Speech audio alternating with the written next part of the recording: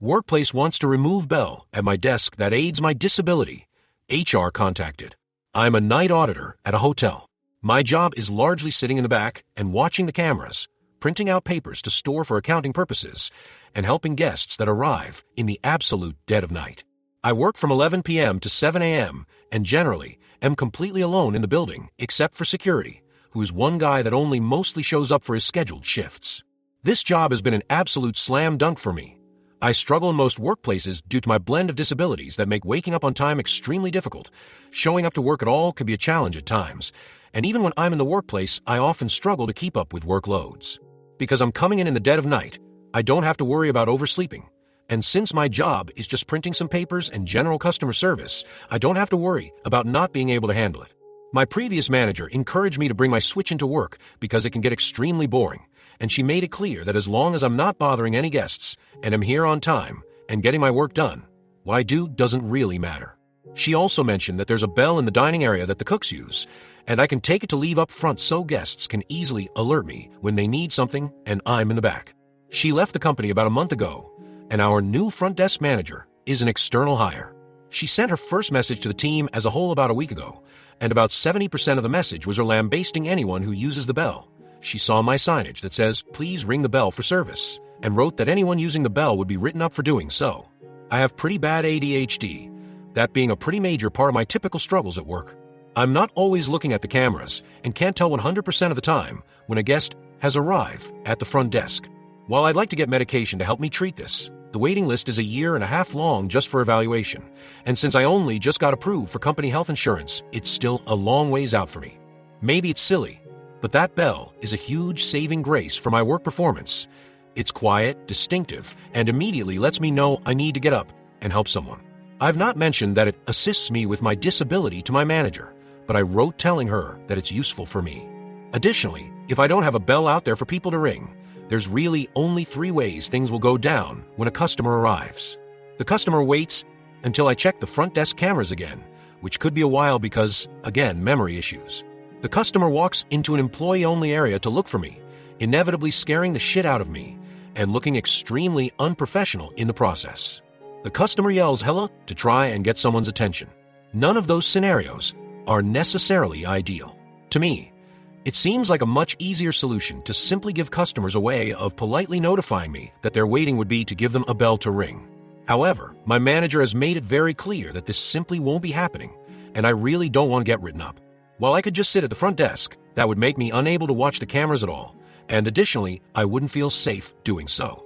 The front desk is positioned directly in front of a massive window, and we're located in a shady part of town. I am certain that I would get people coming in to sexually harass me. It's happened before. I just want to keep the stupid bell. I don't understand why it's such a big deal if it helps me do my work easier. But I don't know how to describe to my manager that a $5 bell I bought off Amazon is an effective disability aid for me without sounding stupid. Update: 41 days since original post. So, I guess I'm kind of looking for help. I think I might have dug myself into a hole here. I really need this job. This is going to be a super long post, sorry. So, I'm a night auditor. I've been at the job for about 6 months now, and this is the longest I've lasted at any job. Working is really difficult for me due to my blend of mental illnesses. So when I landed this gig after accumulating a shit ton of rent debt and cutting ties with my abusive family, I was celebrating like I'd won the lottery. The fact that I get paid to do fuck all most of the time is a goddamn blessing. The previous manager was awesome and trained me how to do everything super fast. She actively encouraged me to bring my laptop or switch in play video games during my shift, because otherwise I'd get so bored I'd start bashing my head into a wall. She also told me I could use the bell from the kitchen to put at the front desk for guests to easily get my attention. This had been an absolute godsend regarding my ADHD, and I made a sign to request guests to ring it for me during the dead of the night. After only 2 shifts, she said she was confident I could manage my own work, and I've been working alone ever since, with security around a good half the time. Back in September, she left for a different job. Everyone was pretty heartbroken, but of course we all wished the best for her, and she departed with no issues. There was about 2 months where the front desk was reporting directly to the general manager, who was slowly but surely getting less and less responsive to messages and calls. At one point, I had a guest approach me, complaining that their car had been stolen from our parking garage, and despite being told they would get the chance to speak with the GM about the incident, she had never showed up. I sent an email to the GM immediately, furious that she had not responded to our guests and upset that my repeated calls to her over the last 2 weeks hadn't been acknowledged. I told her that she had to come in that day to discuss things with our guests as they would be checking out the next morning, and I expected to be updated on the situation as it had happened during my shift, and I would like to know how I'm expected to respond to this. I got no response, and she did not arrive at the hotel that day. So I sent an email to HR saying that I was unable to get in touch with her and needed assistance ASAP. That was fortunately able to kick the GM's ass into gear, and the situation was dealt with, though I never got my update. Finally, about a month and a half ago, we got a new front desk manager, who I'll call M. Her introduction to us all felt off-putting. She opened with a standard introduction, and then immediately dove into a rant about the bell. She had seen my signs saying to please ring it, and went off the handle saying it was ludicrous and absurdly unprofessional. She said she threw out the sign, and should she see a sign like that again, the poster of it would have disciplinary action taken against them. In addition, she's taken away the keyboards for the computers in the back office, making them functionally unusable for everyone else. This is, of course, a dog's hit way to introduce yourself to your new employees, and a complete power trip to me. A bell is a normal thing to see at a hotel, and putting that aside, it has been an absolute game changer for my disability. I have really bad time blindness and will forget to check the cameras for extended periods of time, and the bell is a good way of immediately getting my attention from whatever I'm doing and getting me to the front desk immediately.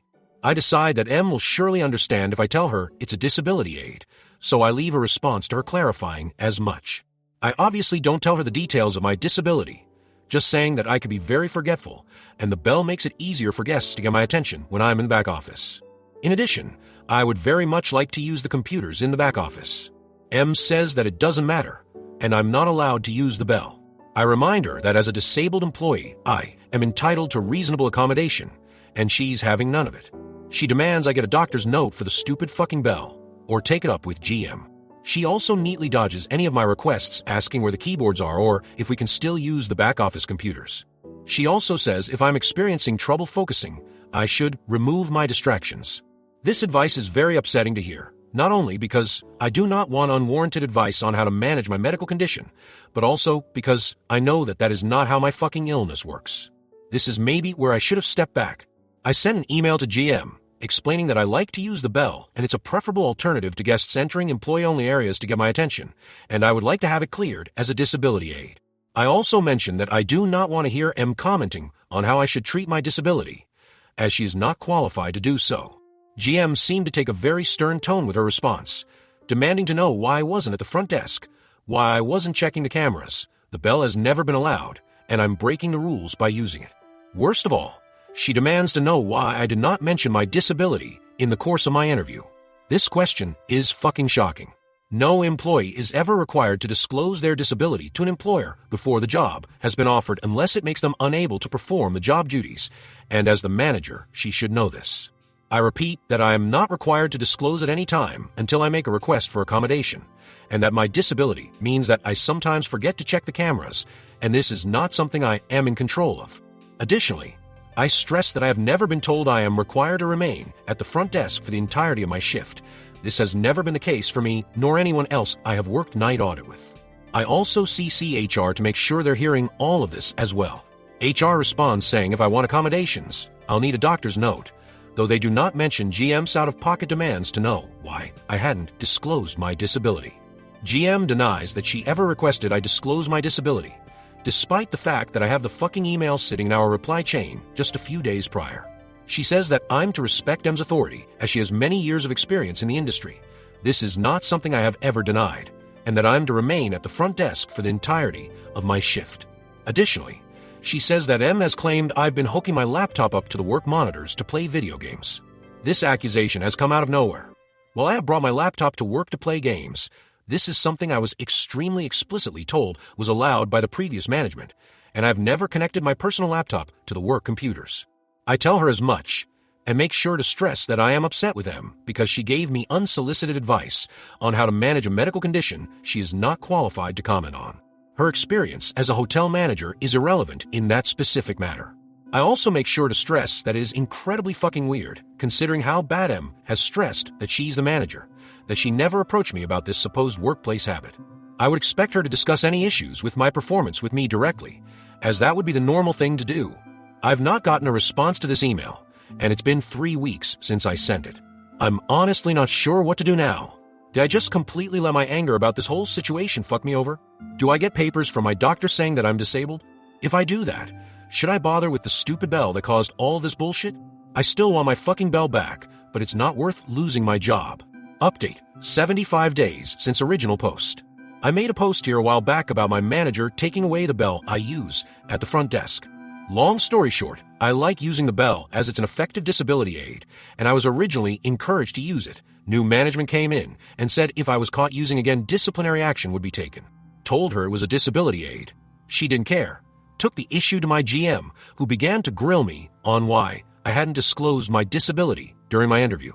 Of course, she's not allowed to ask that. Legally, I'm not obligated to disclose, and she's not allowed to ask me to do so during the course of an interview. I CC'd HR in my response explaining as much. However, nothing came, and eventually the situation died down, though I still didn't get my bell back. However, apparently my email got a small investigation cropped up around the GM's behavior. Corporate began sniffing around and found that next to nothing in our hotel was compliant with corporate policy, and bonus money that should have been sent to front desk staff as a result of positive reviews mentioning them by name never actually made it to the staff. According to a co-worker of mine, the GM had to be escorted out of the building. I spoke with the new acting GM about everything, and he said he was excited to meet me because of the multiple glowing reviews he'd read that mentioned me by name. He's interested in equipping me with the skills to begin rising up the management ranks, and asked me to expand on things that would make my job easier. Among some many changes he's planning on implementing came my personal favorite bit of news. I got my bell back. Storied. I am being forced to work with the woman that my father had an affair with. I am employed by a nonprofit that works with low-income students. I love my job and think my doing it has a positive impact on others. I like my boss and coworkers. We also have an employee who kind of works as an assistant who does data input and organizes our lecture schedules. We are hiring a new person for that position, and our manager sent us a short list of people she was considering. She asked us if we had any input/prior interaction with the candidates. The problem is I do, and I don't know how to broach it with her. I don't think I can work professionally with one of the candidates. Let's call her Cersei. We used to be friends, and she was my roommate for a brief time, including when I was hired by this organization. So they know I know her. However, a few months ago, I walked in on Cersei and my father having sex. It turned out that they had been having a full-blown affair for as long as we'd been roommates. Apparently, one of the reasons she'd moved in with me was to be closer to him. I've completely cut Cersei out my life. My father is obviously also complicit, but my mom is staying married to him, so I don't really trust myself to interact with her without going all septa Anella shame on her. And now there's a chance she's going to be hired into a position I'd have to frequently work with her in. My questions are these. The manager asked us to tell her if we had any input on the hiring decision. What do I say? Do I have the grounds to say anything? Because I actually think Cersei's a decent fit for the position, but there's no way in hell I can work with her. If Cersei is hired, how can I work with her? Because I love this job and don't want Cersei to be the reason I quit. Editor's note. For Allison's response and her 2 options to the letter writer, A and B, please refer to this link here. Editor's note number 2. Often, the letter writer does not respond to comments in AM posts, but for this original post here, she has read and responded to some. I am adding her relevant comments for more context. Relevant comments. Commenter 1. I feel kind of bad for everyone except Dad in this situation. I hope that Cersei wasn't a minor when it started. I hope that her once willingness to be kind and giving to others didn't mark her as an easy target. I hope that her manipulative plan to move in with OP wasn't actually a plan to get caught and receive assistance. But that's just because I'm more forgiving of people who are in that young, naive stage where they aren't even aware of why they do the things they do, yet. Dad has no excuse. Regardless, the advice is still good. Shamelessly do what you can to the candidacy. You can't work through this while being friendly co-workers. That's just nuts. OP. Cersei absolutely wasn't a minor when this started. I was a minor when I introduced them, but Cersei was in her 20s when they met, and in her mid-20s when the affair started. I don't want to entirely discount that there might have been power dynamics that I don't know about, but that's certainly not been my impression. I hope that as she matures into non-young adulthood, she realizes the great pain she took part in causing. I know that was a convoluted statement, but I definitely get emotional. I care deeply for her. Editor's note. In the next comment, several statements are provided to OP to use. Commenter 2. As you know, I've known Cersei for some time, and she was even my roommate. However, during the time we lived together, she betrayed me pretty severely. I don't want to go into great detail, because it affects more people than just me, and I don't feel it's appropriate to be indiscreet about someone else's sharpest hurts. So I guess I'm asking you to trust in my judgment and believe that I'm not being overly dramatic or overreacting. But Cersei's behavior was tremendously unethical, and it was also really hurtful to me, beyond any traditional roommate clashes. It was so damaging that I moved out immediately and stayed on someone else's sofa until I could find a new place. In fact, her betrayal changed my opinion of her a lot. I no longer think she's particularly trustworthy, and I think she's very manipulative. And so I really do not want to work with her. I would hate to have to leave a job I really like and a mission I support so wholeheartedly. And when they asked more and more about what it was specifically, it was in the interpersonal realm, but it was very untrustworthy, and it's not mine to give all the details. Because I was not her primary victim. It's not always appropriate to share all the details about something like this. People who were scammed or stolen from don't want the whole world knowing about their vulnerability or foolishness. People who were sexually harassed don't necessarily want everyone they know to know about it. People whose spouses cheated on them don't want just anybody to have that information. People who were insulted and called names don't want their victimization to be the subject of other people's conversations or part of their identity in other people's eyes. I may have been a secondary victim and a witness to Cersei's actions, but I was not the primary victim, and I don't want to make things worse for that person by telling their embarrassment and pain to anyone and everyone. But I still think it's appropriate for me to make my own judgments and set my own boundaries based on what I saw Cersei do to other people. And I have a very low opinion of her, and I won't want to work with her. OP. Thank you for collecting these responses. Commenter 3. Nah, if Cersei was pursuing the dad to the extent that she moved in with his daughter to get more access, that's super unhealthy and unhinged. Unhealthy and unhinged enough that I would question whether this was really the motivation, except she's applying to work with OP after he ended the affair. That's unbelievably problematic. I don't think cheating is cool, but I wouldn't decide not to hire someone because they had an affair with a married person. That seems largely irrelevant, at least in the work I do. I would absolutely refuse to hire someone who is obsessed enough with a potential partner to move in with a family member to get closer to him.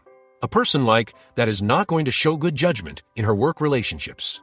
And trying to get close to OP again after the affair has ended is a potential landmine. Not only is it bad judgment, it might be an active attempt to pursue the father. That's a superb reason not to hire someone. OP. Well, I wouldn't say that he ended the affair. I would say that I discovered it and forced its end because I don't really believe he would have stopped without outside influence. Commenter 4, OP. I saw somewhere in the comments that you had to work at this company related to your schooling. Are you Cersei in a niche field? Unless your field is so specialized that this is the only company that deals in your job descriptions, I'm just trying to figure out why Cersei would apply to the company you work for knowing there was a chance you might have to work together. Surely Cersei doesn't believe let bygones be bygones. I can't come up with any reasoning for Cersei to apply. I'm glad your meeting went well. It seems as though your boss values you as an employee and is definitely taking your thoughts into consideration. P.S. I'm not saying this to make light of your situation. You mentioned in the comments that this was a bit of a soap opera. Part of me wants to know if Cersei contacts you once management has made a hiring decision. I feel like Cersei doesn't realize or care how she wronged you until it affects her directly. OP. She's a graduate student. This job is one of the few that corresponds with her program and would give her credit in this area. That's one of the reasons I don't really think she's applying here as a way of targeting me. In response to the postscript, it is a bit of a soap opera story. If she gets back in contact with me, I'll try to remember to let you know. Commenter 5. I can't say any more than has been said above. Allison and AMA comments have given you some good scripts. I do want to say, and I might be misinterpreting things, you seem to be blaming yourself for the situation. For example, it happened because you introduced your roommate to your father. That's a normal experience for someone. Eventually, roommates meet people in each other's lives. You seem concerned about how outing the situation will make you and your mother come across.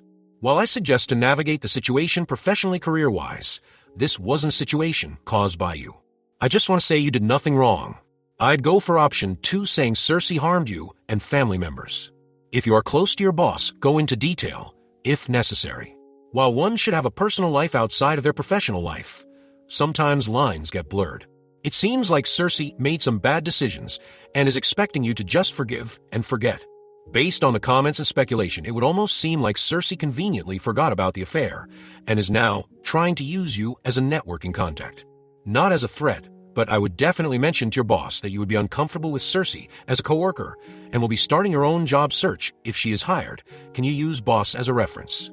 Again, not as a threat, but with all the details your boss might see the whole picture and how it affects you, a great employee. Keep us posted with an update. I feel like if Cersei is hired or not, there will be some confrontation or forced communication with Cersei. OP. I do blame myself. I know it's not true/rational, but I blame myself for trusting her and bringing her into our family. I am working through the feelings of blame and guilt with my therapist, who is wonderful. When I first told her, she said, "Holy fuck," which was kind of funny. I like your elaboration on option 2. I will definitely keep in my back pocket for my meeting today. I see my boss at 1. At this point, there's a part of me that does want to confront her, but this isn't the time or place. Commenter 6. Curious, but did Cersei know you worked for this organization? Or was that just a fluke? Because if she knew, man, that makes it even more messed up. Either way, I think you can speak up about recommending they not hire her. I think it's serious enough to warrant script number 2, which covers a lot without getting into details. OP. Cersei definitely knows I work for this organization. She was the first person I told when I got my job and actually drove me to one of the training sessions I had when I couldn't drive. Update. 7.5 months later. Your advice and the advice of your commentators were spot on. I spoke to my boss a few hours after the thread went up. I went with the second script you suggested. My boss was really glad I came to her. She had already scheduled an interview with Cersei before I came to her, but she let me know that they weren't planning to hire her. And she didn't. I know there are a lot of sad updates about bosses not holding to things they promise, but this isn't one of them. I work well with the GA they ended up hiring and continue to enjoy my job. Unfortunately, Cersei was hired by another department my job has some overlap with, so I have to see her more than I'd like. To be fair, I'd never like to see her, but every week or so is definitely too much. I'm professional when I have to interact with her, even though I wish I could ignore her. It would definitely be too apparent to coworkers if I were cold to her. The opposite of love isn't hate, it's indifference, and I'm working on becoming indifferent to her. Luckily, she should be finishing her program this spring. I was pretty active in the comments of the post, and I really can't express just how grateful I am for the advice and kindness of so many people. I was really struggling with feelings of isolation, like I had to bear this secret by myself, and it was a profound relief to get to talk about it. The professional and life advice/input I received were absolutely incredible. A few weeks after I wrote, I ended up sitting down to have a conversation with Cersei. In immediate aftermath of discovering the affair, she told me that she'd be open to talking whenever I was ready. I felt ready, and my therapist supported me. So I reached out. It was a frustrating conversation, but one I'm glad I had. She didn't have good answers to the questions I had, but there were also no good answers to the questions I had. I hope that makes sense. There's still a lot of grief and sadness I'm still dealing with, and I'm working on letting my life continue. My parents are still kind of together, and I intend to stick by my mom wherever she goes from here. Thank you so much for helping me stick up for myself and all your professional advice.